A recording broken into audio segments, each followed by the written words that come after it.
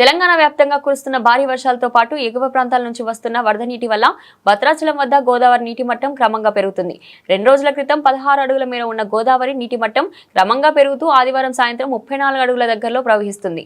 ఎగువ ప్రాంతాల నుంచి వస్తున్న వరద నీటి వల్ల భద్రాచలం వద్ద ఇంకా నీటి మట్టం పెరిగే అవకాశం ఉందని అధికారులు చెబుతున్నారు. దీంతో నదిలో స్నానాలు ఆచరించే భక్తులు నది లోపలికి వెళ్లకుండా ఒడ్డునే ఉండి స్నానాలు ఆచరించాలని ఆదేశాలు జారీ చేశారు.